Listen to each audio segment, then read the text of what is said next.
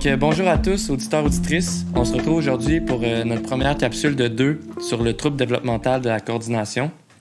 Aujourd'hui, Rose et moi-même, Félix, allons aborder le sujet du diagnostic et des impacts du TDC sur les enfants ainsi que sur tout leur entourage. Donc, Rose, je te laisse la parole. Oui, donc aujourd'hui, on a avec nous Dr Anne Graillon. Bonjour, Dr Graillon. Allô, Rose. Vous allez bien aujourd'hui? Oui. Donc, tout d'abord, on veut vous remercier d'être avec nous aujourd'hui. On apprécie beaucoup. Donc, tout d'abord, on voulait vous présenter. Donc, parlez-moi un peu de vous, Madame Graillon. Qu'est-ce que vous faites dans la vie? En fait, je suis pédiatre, puis j'ai une surspécialité en pédiatrie du développement que j'ai complétée à l'hôpital de Montréal pour enfants il y a maintenant 31 ans de cela. OK, donc vous avez beaucoup d'expérience. Oui, ça fait quand même 30 ans que je travaille maintenant en Estrie comme pédiatre. Vous travaillez au CHUS de Fleurimont? En plein ça, au département de pédiatrie. OK, d'accord. Et puis, on voulait savoir votre intérêt à participer au podcast aujourd'hui. Ben, à travers ma surspécialité de pédiatrie du développement, mon mandat, quand je me suis installée à Sherbrooke, j'avais à développer une clinique de retard de développement, puis une clinique de troubles scolaires. Puis, dans le fond, j'ai travaillé étroitement en équipe multidisciplinaire avec des ergos, des physios, des orthophonistes, des neuropsychologues. Puis, on s'occupait là, des différents troubles neurodéveloppementaux chez les enfants. Au début de ma pratique, on parlait pas tant que ça du trouble développemental de la coordination. Mais ça s'est quand même, apparu. On est arrivé avec des critères diagnostiques, puis on reconnaissait finalement des enfants avec cette problématique-là, surtout en travaillant là en équipe avec les ergothérapeutes. Fait que c'est comme ça que je me suis mis à m'intéresser à ce problème-là de santé pour nos enfants. OK, très intéressant. Donc, on voit que vous avez quand même un lien assez important avec le trouble développemental de la coordination. Donc, je pense que vous êtes l'invité idéal pour nous aujourd'hui. Donc, Dr Graillon, si vous êtes prête, nous, on serait prêts à rentrer dans le vif du sujet. Tout à fait. Donc, la première question qu'on a pour vous, c'est comment expliquez-vous le TDC aux parents? En fait, je pense qu'on doit faire attention aux mots. Un trouble développemental de la coordination. Donc, ma façon de l'expliquer aux parents, c'est que c'est d'ordre neurologique, dans le sens que ça se passe dans la programmation du cerveau pour faire des gestes complexes, autant dans la planification, l'organisation que la coordination, finalement, de ces mouvements complexes-là. Donc, le point de départ, c'est comme l'ordinateur du cerveau qui, pour une raison qu'on ne sait pas, il y a comme des bugs dans la programmation pour les gestes complexes. OK. Pour la deuxième question, en fait, qui est très pertinente, qu'est-ce que je peux observer chez mon enfant qui témoignerait d'une dyspraxie ou d'un TDC, dans les meilleurs termes? En fait, ça va dépendre un peu de l'âge de l'enfant. Fait que nous, ce qu'on aime bien faire comme médecin, c'est de regarder le développement de l'enfant à partir, de son jeune âge, puis en progression. Souvent, le trouble développemental de la coordination va être comme plus évident en vieillissant. Parce que, vous le comprenez, les gestes sont plus complexes. Au début, le petit bébé, il apprend bien juste à bouger ses bras, bouger ses jambes. Il coordonne sa main pour aller attraper un objet. Fait qu'on n'a pas trop d'indices d'un TDC à ce moment-là. Des fois, dans les premiers indices qu'on va voir, c'est l'enfant qui fera pas de marche à 4 pattes qu'on appelle. Parce que ça, c'est un geste plus complexe, vous comprenez? Fait que ça, on va pouvoir voir ça. Souvent, c'est des enfants qui vont quand même marcher à un âge normal. Mais après, quand on va voir des gestes plus complexes apparaître dans sa vie, par exemple, s'habiller, on va voir que ça, c'est plus difficile. Juste se coordonner pour se prendre un petit chandail, le passer par la tête, mettre un bras d'un côté, mettre un bras. Il y a vraiment des gestes complexes, puis de reconnaître le gros trou pour la tête, les petits trous pour les manches. Tout ça, c'est des choses qui vont demander plus d'organisation, planification pour l'enfant. Fait que souvent, on va voir là des petits indices. Après ça, ben ça peut continuer un peu dans les activités quotidiennes. Encore là, je vais prendre l'habillement parce que c'est quelque chose qu'on voit beaucoup, mais tu sais, juste enfiler une fermeture éclair, ça aussi, c'est un geste complexe que les enfants avec TDC, on va voir qu'ils vont faire avec des retards. On peut voir aussi, quand il va venir le temps, par exemple, d'ouvrir des contenants. Ça peut être plus difficile pour ces enfants-là.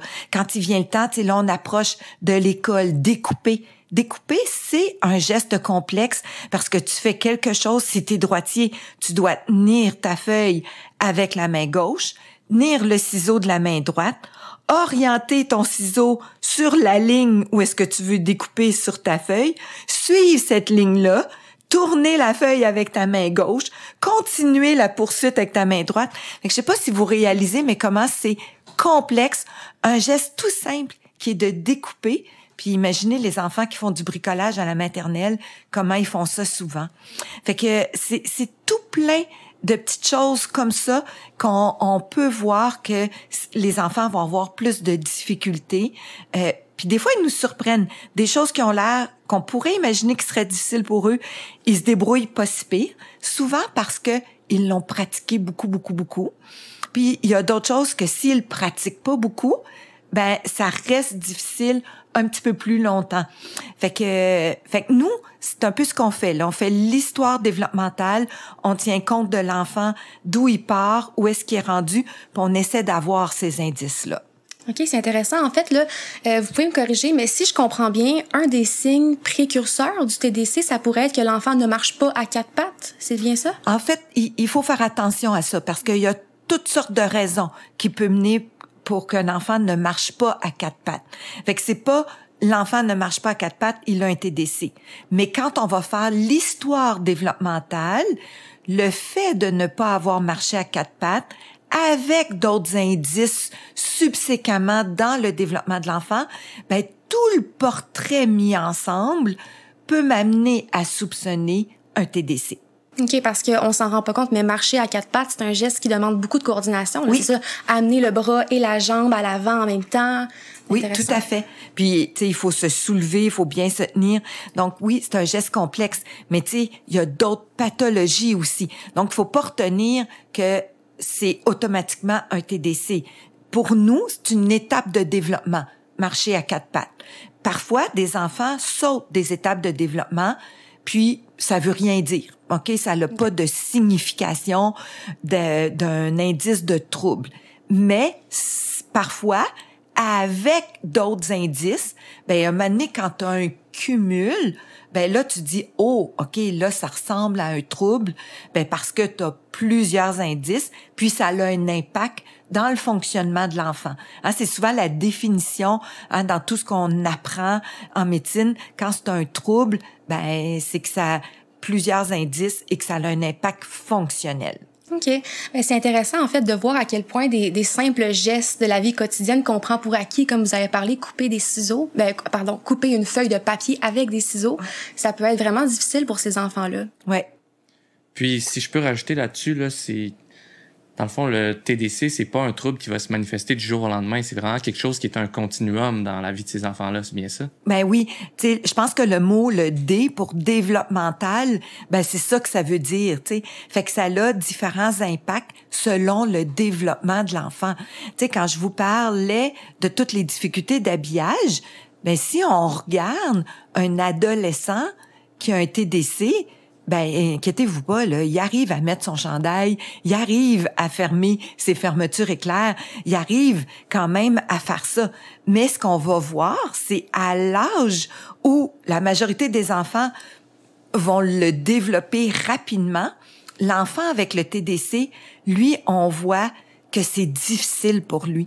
On voit que c'est pas fluide. On voit que ça accroche. Tu sais, que c'est vraiment... Puis à force de pratique, là, il va devenir capable. Fait que quand on dit développemental, c'est que selon les âges, les enfants vont être différents. Intéressant. Donc, pour faire du pouce sur le sujet qu'on vient d'aborder, on a une autre question qui dit si j'ai des doutes par rapport au TDC, vers qui je me tourne pour avoir une évaluation médicale? Ouais. Ben en fait, aux médecins avec qui on peut avoir contact, on sait quand même que c'est pas facile. Mais si on a la chance d'avoir un médecin de famille, certainement de parler des inquiétudes qu'on a pour notre enfant au médecin de famille. Puis là, le médecin de famille, ben si il y a une bonne expérience des enfants, du développement de l'enfant, ben il peut déjà lui peut-être avoir une idée, puis il va faire l'histoire développementale. Ça se peut qu'il décide de référer en pédiatrie. Puis, souvent, on va avoir vraiment besoin d'aide spécialisée. Puis, c'est les ergothérapeutes qui sont vraiment les professionnels les mieux placés pour nous faire une évaluation complète. Puis là, quand on met notre histoire médicale avec cette évaluation-là spécialisée, ben là, ça devient quand même plus facile de poser le diagnostic de trouble développemental de la coordination. Donc, on a beaucoup parlé tantôt d'équipes multidisciplinaires un peu dans votre parcours. Si on comprend bien, c'est ça aussi là, pour le TDC. Ah oui, définitivement. Tu sais, c'est sûr que des fois, avec l'expérience des pédiatres spécialisés en pédiatrie du développement, avec l'histoire développementale, puis des choses qu'on peut faire à l'enfant dans notre bureau, on peut avoir une bonne idée, mais c'est toujours recommandé d'avoir une évaluation en ergothérapie pour mieux cibler les difficultés. Mais c'est aussi que c'est l'ergothérapeute qui va pouvoir aider l'enfant et sa famille. Donc, on a un gain, pas juste dans l'évaluation, de le faire voir en ergothérapie, mais aussi dans la prise en charge, parce que c'est pas le pédiatre qui va vraiment prendre en charge le trouble développemental de la coordination. Merci beaucoup. D'accord. Donc, la prochaine question, je pense qu'on l'avait abordée un petit peu au début, mais on va pouvoir renchérir davantage dessus. Donc, quelle est la démarche diagnostique qui mène à un diagnostic de la TDC? Ben, généralement, c'est l'évaluation médicale, comme je disais, surtout pour éliminer d'autres diagnostics. Tu sais, faut voir, tu sais, si le parent vient puis il trouve qu'il y a des difficultés motrices, leur enfant, tu sais, dans tous les gestes complexes, mais comme médecin, on doit quand même penser à un large diagnostic différentiel. Tu sais, il peut avoir des problèmes de muscles, des problèmes neurologiques. Donc, ça, c'est notre travail comme médecin. Hein. On est bon dans les diagnostics et les diagnostics différentiels. C'est de documenter le développement de cet enfant-là et de voir si les difficultés motrices sont plutôt isolé ou si ça s'inscrit dans d'autres problématiques développementales. Parce que si c'est avec d'autres problématiques, ben là, il y a peut-être des risques que ce soit pas un TDC. Ça peut s'inscrire dans un retard plus global de développement. Donc, on n'appellera pas ça un TDC à ce moment-là. Fait que notre histoire développementale va être fort utile. Puis, on va faire un bon examen physique, hein, pour s'assurer que l'intégrité neurologique musculaire de l'enfant, elle est là, qu'on n'a pas de signes de certains syndromes qui peuvent parfois être associés avec des retards de développement. Fait que nous, on fait une bonne évaluation médicale. Le médecin de famille ou le pédiatre. Puis après, ben vraiment, ça va être l'évaluation avec l'ergothérapeute qui, elle, puis je pense que vous allez en rencontrer une, mais fait une évaluation là, vraiment détaillée de toutes les différentes composantes du TDC. Puis là, ben on a avec tout ça ensemble un bon portrait. Puis on est capable d'aider l'enfant pour qu'il s'améliore puis qu'il développe graduellement ses habiletés motrices. Donc, ça va beaucoup dans l'histoire développementale là, de l'enfant qui est le diagnostic surtout. Mais tu sais, en médecine, hein, on dit souvent 80% du diagnostic vient du questionnaire. Ouais. Hein? Fait que c'est un beau gros questionnaire. Moi, souvent, je demande à ma secrétaire quand elle donne les rendez-vous de dire aux parents d'apporter le livre de bébé de l'enfant où, tu sais, les parents notent bien l'évolution de leur enfant. C'est souvent très, très utile d'apporter, par exemple, des bricolages ou si l'enfant est à l'école, des productions de travaux, parce que ça peut nous permettre aussi de voir c'est quoi les difficultés actuelles de l'enfant. Donc là, c'est plus tangible là, de cette façon-là. Tout à fait. Puis, si je peux rajouter, souvent en médecine, comme par exemple quand on a une fracture, il y a des tests, des imageries qui sont disponibles. À part l'histoire puis l'examen physique pour le TDC, est-ce qu'il y a d'autres tests qui doivent être faits? Ben, l'ergothérapeute vous en parlera plus, mais eux, dans les tests qu'ils font, il y a des normes par rapport à l'âge. Fait que ils font ce genre d'évaluation-là, mais il y a définitivement pas d'imagerie. Il y aura pas d'imagerie du cerveau qui va me donner mon diagnostic. Il y aura pas d'électroencéphalogramme. En fait, d'un point de vue médical, il y aura pas de prise de sang. Des fois, si on va là, c'est plus qu'on a un autre diagnostic en tête que vraiment le TDC. Si on s'oriente vers un TDC, on n'a pas besoin d'aucun test autre que notre évaluation en ergothérapie. Parfait, merci beaucoup. Puis, on a beaucoup abordé déjà votre rôle par rapport au diagnostic, mais là, on a une question par rapport à un autre diagnostic qui est le TDAH. On nous demande comment ça peut coexister avec le TDC. En fait, c'est pas facile, cette question-là, parce que il faut savoir qu'un enfant, quand il a un trouble développemental, il y a des choses qu'il trouve difficiles à faire. Puis à partir du moment où il y a des choses que tu trouves difficiles à faire, des fois, te concentrer pour les faire, c'est plus difficile. Hein, tu comprends? Fait que ça peut des fois mimer comme j'ai un problème de concentration. Par exemple, les enfants avec TDC, le cours d'éducation physique, c'est pas quelque chose qui est nécessairement facile pour eux. Fait que peut-être que vis-à-vis le professeur, il va avoir l'air dans la lune parce que le professeur va donner des explications, mais si l'enfant lui, il voit que c'est tellement difficile pour lui puis qu'il y arrivera plus, qu'il sera pas capable d'y arriver, il va se mettre à penser à autre chose, tu comprends? Tu sais, c'est comme moi, si je vais assister à une conférence qui parle de choses que je connais pas du tout, ou que ça m'intéresse pas, ou que c'est difficile pour moi, j'ai pas tendance à écouter si longtemps, tu comprends? Mon intérêt va être moins là. Fait qu'il faut juste s'imaginer ces enfants-là qui peuvent, eux autres aussi, décrocher, entre guillemets. Ils veulent pas se mettre en situation d'échec. Fait qu'ils vont éviter. Fait que, tu sais, ça peut donner le change un petit peu pour être impulsif, vouloir sortir de la classe, pas écouter. Mais en même temps, on sait que parce qu'il y a une atteinte neurologique, il s'est passé quelque chose dans le cerveau de cet enfant-là. Et parfois, un trouble développemental n'arrive pas tout seul, tu comprends? Parfois, il va coexister plus d'un trouble développemental. Fait que le TDAH, c'est ça aussi, c'est développemental, puis ça vient du cerveau. Fait que ça arrive que, tu sais, la raison pour laquelle le système neurologique du cerveau a buggé, je m'excuse pour l'expression, mais a buggé, c'est que ça a créé des bugs à plus qu'un endroit. Fait que ça en a créé un pour l'aspect tout de développement moteur, mais ça peut aussi en avoir créé un pour l'aspect d'attention, concentration, impulsivité, hyperactivité. Donc, je ne sais pas si c'est clair, mais ça peut être on peut avoir l'air inattentif parce qu'on a un TDC, puis là, on n'a pas de TDAH, mais ça peut aussi coexister les deux ensemble. Puis là, d'un point de vue médical, nous, on va essayer de différencier les choses.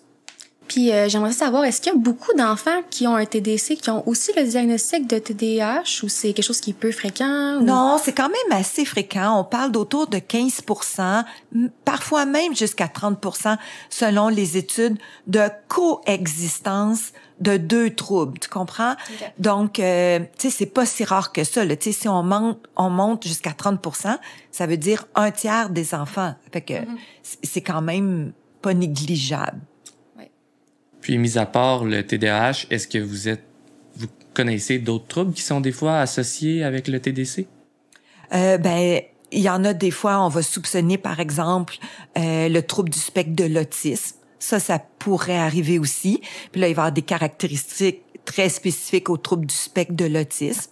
En fait, tu sais, il y a les TDC que je dirais pur, ou est-ce que c'est le trouble neurodéveloppemental qui est là, puis tu sais les manifestations développementales vont être limitées à ça. Puis on a des enfants avec des cas complexes d'un point de vue neurodéveloppemental, je dirais, où on voit des fois plus d'une atteinte Puis là, on essaie de comprendre le portrait de ces enfants-là, puis c'est pas toujours facile. Puis les cliniques que je parlais, là on a besoin, tu sais, on travaillera peut-être pas juste avec l'ergothérapeute, mais on va travailler avec nos autres professionnels, physio, orthophonistes, neuropsychologues, tu sais, dans les cas plus complexes pour essayer de départager les choses. Mais je pense que, tu sais, si on veut rester concentré sur le TDC, il y a quand même une bonne proportion d'enfants qui vont avoir un TDC tout seul, sans autre manifestation. OK. Donc, maintenant, on voudrait regarder un peu au niveau de la prise en charge du TDC. Donc, on voudrait savoir c'est quoi l'objectif de la prise en charge par rapport au rôle du médecin et puis à quelle fréquence est-ce que mon enfant devrait voir le pédiatre? Ouais. En fait, dans la prise en charge, c'est probablement là qu'on a le moins d'impact comme médecin, malheureusement, parce que c'est certainement pas une pilule que cet enfant-là a besoin, hein. Fait que je ferai pas de prescription de pilule. Puis, la prise en charge, c'est vraiment en ergothérapie. Par contre, des fois, ce que j'aime bien, c'est des fois un suivi annuel ou lors des transitions. Tu sais, quand on passe de la garderie à l'école, un enfant avec TDC, ben, va vivre des défis un peu différents. Fait que, tu sais, ça peut être intéressant de voir l'enfant, la famille, pour discuter un peu avec eux de comment ça se vit, puis, tu sais, de les aider finalement à trouver des façons, tu sais, de pallier des fois à certains déficits, à orienter des fois, tu sais, comme je trouve toujours, tu sais, que les vacances d'été après l'école, bon ben, tu sais, il vient le temps des fois de trouver des camps de vacances. Bon ben, qu'est-ce qu'on cherche? Est-ce qu'on a le droit à de l'aide particulière ou pas? Tu sais, des fois, c'est le genre de questions que la famille pourrait avoir. Puis, ben, comme médecin, parfois on a des réponses, parfois on n'en a pas. Encore là, c'est souvent le travail en équipe qui est utile dans ce temps-là. Tu sais, j'ai pas parlé de l'éducatrice spécialisée, mais souvent, dans des prises en charge multi, comme au Centre de réadaptation de l'Estrie, dans le TDC, c'est l'ergothérapeute et l'éducatrice spécialisée qui travaillent en tandem avec les enfants qui ont un TDC. Puis l'éducatrice, justement, elle va regarder un peu l'intégration de l'enfant dans des camps de jour, à la garderie, avec ses amis, dans certaines activités sportives. Donc, t'sais, on peut essayer vraiment de voir comme une approche un peu globale autour de l'enfant, puis supporter la famille là-dedans. Super intéressant. Je crois qu'on aurait fait le tour pour cette partie de la prise en charge qui va beaucoup être abordée dans notre prochaine capsule avec une ergothérapeute. Donc, merci beaucoup pour ça. On va pouvoir passer à la prochaine section qui porterait sur un peu les impacts de la dyspraxie sur les enfants et aussi sur leur entourage. Donc, la première question qu'on a pour vous, c'est quoi l'impact d'un diagnostic auprès de mon enfant, de manière générale? Ouais. Ben, c'est sûr que un diagnostic, ça a différentes facettes. Parfois, ça peut être un peu décourageant. On peut s'imaginer, là, tu sais, on est en train d'expliquer qu'il y a quelque chose qui va pas dans le cerveau d'un enfant, puis tu sais que c'est comme ça, puis il n'existe pas de greffe du cerveau, il n'existe pas de traitement miracle, fait que tu sais, ça va être quelque chose qui est à plus long terme, puis auquel il va falloir s'adapter selon les différentes phases de développement de l'enfant. Donc, c'est sûr que l'impact d'un diagnostic, quand je le dis comme ça peut être un peu OK, c'est quand même pas toujours facile à prendre. Je pense qu'il faut prendre le temps de le digérer. Puis moi, je dis souvent aux parents, le mieux qu'on peut faire comme parent quand on a un diagnostic, c'est de connaître c'est quoi, de s'éduquer par rapport à ça. Puis je trouve que le balado, ben il sert un petit peu à ça, finalement, de donner de l'éducation. Parce que mieux on va connaître la maladie, mieux on va connaître qu'est-ce qui va se passer, ben plus on est capable de vivre avec. Je prendrais l'exemple du diabète. Beaucoup de gens ont du diabète dans leur vie. C'est pas facile. Faut prendre des médicaments, faut parfois se piquer, mais faut avoir une diète particulière, mais on peut avoir une vie normale, là. On peut voyager, on peut être sportif de haut niveau. Tu sais, vous voyez. Fait que c'est un peu la même chose avec tous les diagnostics de maladies qui vont être là à plus long terme. Plus on va connaître la maladie, plus on va être capable d'y faire face. Fait que moi, ça serait mon premier point. Il y a des fois aussi, des parents, j'ai vu, c'est comme, ah, enfin, il y a quelqu'un qui comprend mon enfant. Et particulièrement dans le TDC, parce que je vous dirais que c'est le trouble développemental moins bien connu. C'est le trouble développemental qui passe un peu plus inaperçu. Soit on va dire que c'est des enfants paresseux, pas sportifs, maladroits, tu sais, qui ont pas de vouloir faire des choses. On les trouve un peu passifs parfois. Puis imaginez si cet enfant-là tombe, par exemple, dans une famille de grands sportifs. Hein, l'écart peut être vécu quand même assez difficilement. Des fois, là, d'être capable de comprendre que c'est pas parce que l'enfant veut pas, c'est parce qu'il peut pas. Puis c'est pas de sa faute. Des fois, là, ça a un effet extrêmement bénéfique. Fait que, tu sais, j'ai parlé tantôt que ça peut être difficile à prendre, mais j'ai vu des familles soulagées, entre guillemets, de « OK, enfin, on a une explication. Enfin, on comprend notre enfant. » Ouais, c'est comme une espèce de libération, le diagnostic en soi. Là. Oui, c'est comme « OK, bon, ben là, c'est comme n'importe quoi. Quand on sait on est devant quoi, ben puis qu'on peut faire des choses, puis honnêtement, il y a des choses à faire quand on a un TDC là. Il y a vraiment c'est quand même le travail avec l'ergothérapeute là, c'est merveilleux. J'ai vu des petites filles qui arrivaient pas à sauter à la corde à danser, puis après quelques séances avec une ergothérapeute, être capable de sauter à la corde à danser. Je sais pas si vous imaginez le plaisir que ça fait, la différence dans une cour de récréation où tu te mets tout seul parce que tu n'arrives pas à faire ce que tu voudrais aller faire avec tes amis, puis être capable d'aller le faire.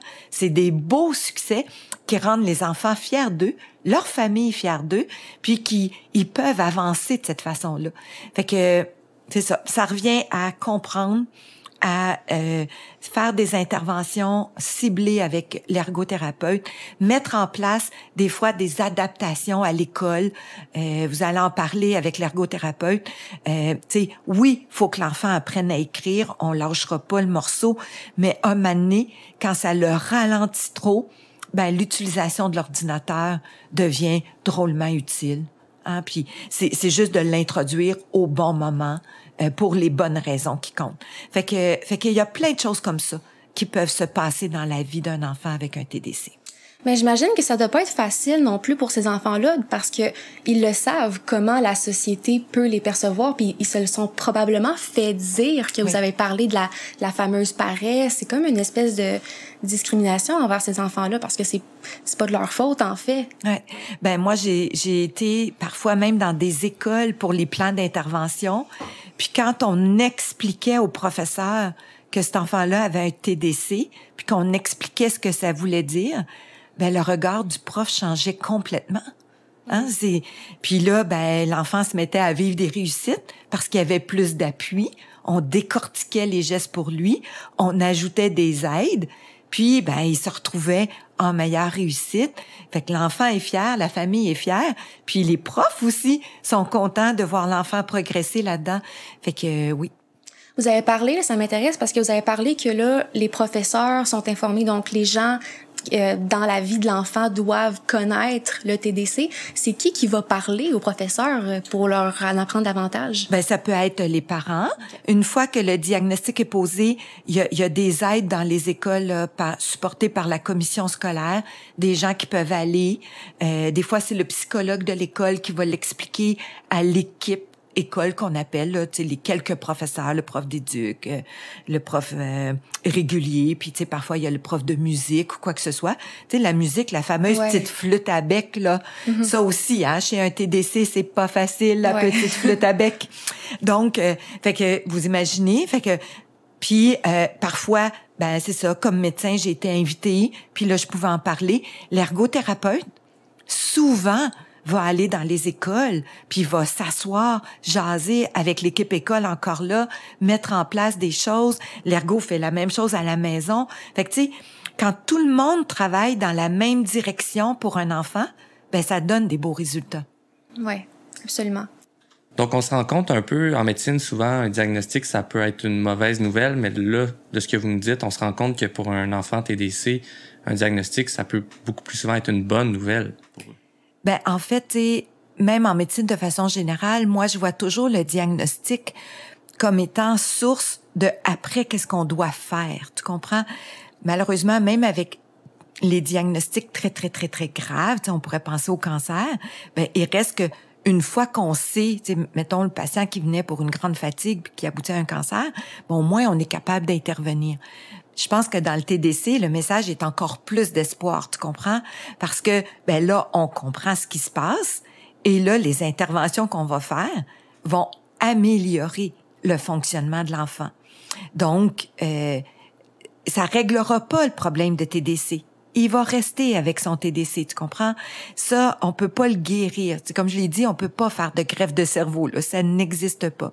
Mais on peut mettre en place des choses. Puis, au fur et à mesure que l'enfant vieillit, tu sais, même à l'âge adulte, quand il vient temps, apprentissage de la conduite, intégration en milieu de travail, on peut aider les personnes avec TDC là-dedans aussi. Fait que c'est vraiment un message porteur d'espoir. Ouais, c'est un peu ça que je voulais dire, mais vous l'avez encore mieux expliqué, je pense. Donc, c'est ça, on a parlé, en fait, là, des principaux défis dans la vie de tous les jours des enfants. Vous avez parlé, entre autres, que les sports peuvent être très difficiles pour eux. On a parlé de la corde à danser, entre autres. On a parlé de la musique. On a parlé du bricolage. On a parlé de l'habillement. Donc là, on peut voir que ça affecte beaucoup de sphères de la vie de l'enfant. Tout à fait. En fait, c'est fou. C'est vraiment fou. C'est dans les gestes quasi quotidiens qu'on peut voir l'impact du TDC. Vraiment. Mais en même temps, l'enfant a souvent de très grandes forces. Fait que, je sais pas si, tu sais, je vais prendre l'exemple du bricolage parce que je l'ai vu avec certains enfants. C'est sûr que le bricolage, si on s'attend à ce que ce soit découpé sur la ligne, très symétrique ou très... peut-être que ça ressemblera pas à ça pour un enfant TDC. Mais j'ai vu des enfants avec un TDC extrêmement créatifs qui surpassent certaines difficultés dans leurs gestes plus complexes et qui vont faire des dessins qui ont leur couleur. Je sais pas si tu comprends ce que je veux dire, mais c'est vraiment intéressant de voir ça. Ça donne une autre dimension. Puis souvent, il faut les faire émerger, ces talents-là, chez les enfants. Fait que toute la créativité, tout ce qui est oral, hein, c'est souvent des patients qui vont s'exprimer facilement à l'oral. Écrire un texte, ça va être difficile. Mais j'en ai vu, là, tu sais, passionnés par des sujets, faire des présentations orales, tu sais, au primaire, au secondaire. Ceux qui ont pas trop d'atteindre la lecture, parce que parfois ça peut atteindre la lecture, mais pas tous. Ils sont capables là, de lire, puis tu comprends, de synthétiser dans leur tête, puis de faire... Fait qu'il y a plein de talents que ces enfants-là peuvent développer. Puis j'oserais dire, même dans les sports, tu sais, il faut pas s'imaginer que les enfants avec TDC, ils feront pas de sport. C'est pas vrai. C'est peut-être pas une attirance naturelle pour eux. Mais un enfant qui en a une, pour un sport en particulier, ben, on peut le travailler avec. Puis après, ben vous imaginez que quand on pratique, puis qu'on s'amuse, puis qu'on a du plaisir, on continue à le faire, ben écoute, il peut atteindre un certain niveau de performance. En fait, il faut voir le sport comme quelque chose qui fait du bien à l'estime de soi, quelque chose qui permet de dépenser de l'énergie. Donc, on vise peut-être pas une performance olympique. De toute façon, c'est une minime proportion des sportifs qui vont se rendre là, on s'entend. Mais je pense qu'il faut y aller avec l'intérêt de l'enfant, l'accompagner là-dedans. Peut-être qu'il va préférer des sports un peu plus individuels que des sports d'équipe, parce que veut ou veut pas, des fois dans les sports d'équipe, ont tendance à comparer les jeunes entre eux. Mais même à ça, j'ai des patients avec TDC qui jouent au hockey, qui font du soccer. Mais j'en ai d'autres qui préfèrent la natation, le vélo, tu sais, des sports un petit peu plus individuels, mais dans lesquels ils vont s'épanouir, le ski alpin, par exemple. Mm-hmm. Donc, c'est pas vraiment le TDC qui est une limitation à ce moment-là dans certains sports. Il faut vraiment trouver l'intérêt de l'enfant en particulier, puis après ça, y aller avec ses capacités, puis faire du mieux qu'on peut, parce que le sport, c'est vraiment pour le plaisir, pour... en fait, faut jamais penser, comment je dirais, à la vie de l'enfant en fonction de son TDC. Il faut penser à l'enfant en fonction de ce qu'il aime, de ses intérêts, de ses forces, et on cherche des moyens de compenser le TDC pour lui permettre de réaliser ses rêves. Hein? C'est comme, on ne vit pas en fonction de notre maladie, on vit avec notre maladie en s'adaptant, mais on avance par en avant. Puis c'est ça qu'il faut faire, je pense, comme famille, avec nos enfants avec TDC. Donc là, on vient de parler de l'enfant, de comment il pouvait, lui, vivre avec son TDC, développer des talents, des passions. Mais maintenant, avec la famille, est-ce que ça peut avoir des impacts, avoir un enfant qui a un TDC? Ben, ça va dépendre des familles, je te dirais, tu sais, vraiment. Moi, les familles sont souvent extraordinaires, puis arrivent, tu sais, une fois qu'ils comprennent bien, je trouve qu'ils arrivent à s'adapter. C'est sûr que il y a peut-être, entre guillemets, des petits deuils à faire. Tu sais, souvent, écoute, l'enfant est dans le ventre de sa maman, puis il y a déjà des rêves pour les parents, tu comprends? Des rêves de toutes sortes de choses, tu sais, qui s'imaginent. Puis, ben, parfois, peut-être que ces rêves-là seront pas à la hauteur de ce qui avait été imaginé. Fait que oui, ça peut demander un peu d'adaptation de la part de la famille. Ça peut demander un peu plus de patience. Tu sais, je parlais de la maladresse, je parlais, tu sais, de l'habillement. Tu sais, c'est plus long, c'est moins autonome, ça va venir, mais fait que oui, tu sais, les matins là, quand il faut partir pour la garderie, tout, tu sais, oui, ça peut être un peu plus difficile, mais tu sais, des fois, ça peut être juste de dire, OK, on prend un petit pas de recul. Voilà, ce matin, il y avait des céréales renversées par terre. On va pas faire un accident d'auto en se rendant à la garderie. On prend le temps de ramasser. Puis, tu sais, je pense que les familles réussissent à s'adapter. Mais, tu sais, c'est pas facile d'avoir des enfants, même des enfants dits normaux, là. La vie va vite, hein. Les parents sont occupés. Les enfants sont là avec leur fatigue, leurs besoins. Puis je dirais qu'un enfant avec TDC, ben, il vient avec ses besoins particuliers. Mm-hmm. Donc, j'imagine que ça prend de la patience aussi avec tout ça. Ben oui, mais ça, c'est dans le rôle des parents aussi, hein. Et puis maintenant, la question fatidique qu'on a un peu répondu, mais c'est est-ce que la TDC est un trouble que mon enfant aura toute sa vie? Ben oui, hein, c'est neurodéveloppemental, hein, donc c'est neurologique, comme je l'ai dit, on sait pas pourquoi, mais c'est là, puis ça va rester, ça ne part pas. Par contre, les impacts sont différents un petit peu selon les âges, puis souvent à l'âge adulte, ben t'as choisi ton travail pas en fonction de ce qui est difficile à faire, mais en fonction de ce dans quoi t'es bon. Hein? Fait qu'un moment donné, c'est comme si, puis t'as trouvé des façons dans ton quotidien de t'adapter finalement à ton TDC. Fait que, tu sais, t'arrives à être fonctionnel, là. Tu sais, moi, j'ai pas d'enfants devenus adultes TDC qui sont sans emploi à cause de leur TDC, là. Tu peux avoir un emploi, tu peux avoir ta famille, tu peux fonctionner dans la vie, là. Il y a aucun doute là-dessus. Puis, est-ce que je reviendrai peut-être un peu sur les parents. Est-ce que vous avez des conseils à leur donner pour pouvoir appuyer du mieux possible leurs enfants?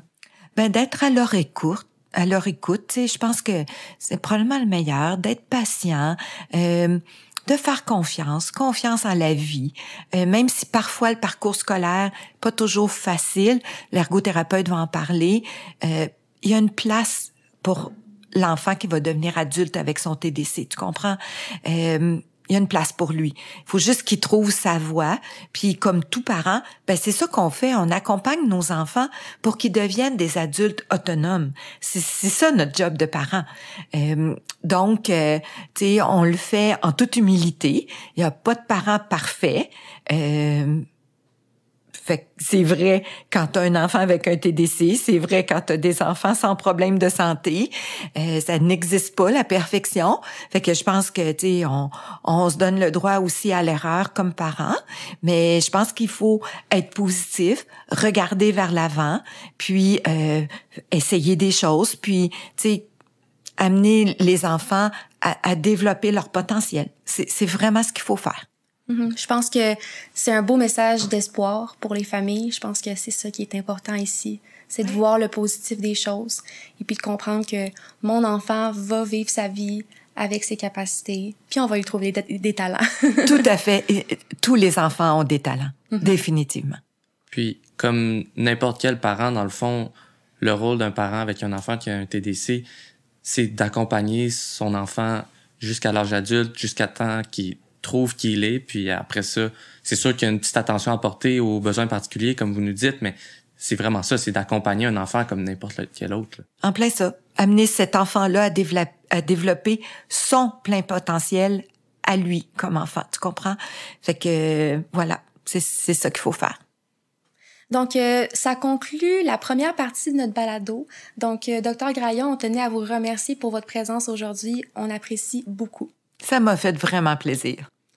Donc, chers auditeurs, auditrices, nous, on se retrouve pour la deuxième partie de nos capsules qui va porter un peu plus sur la prise en charge avec une ergothérapeute, Madame France Léger.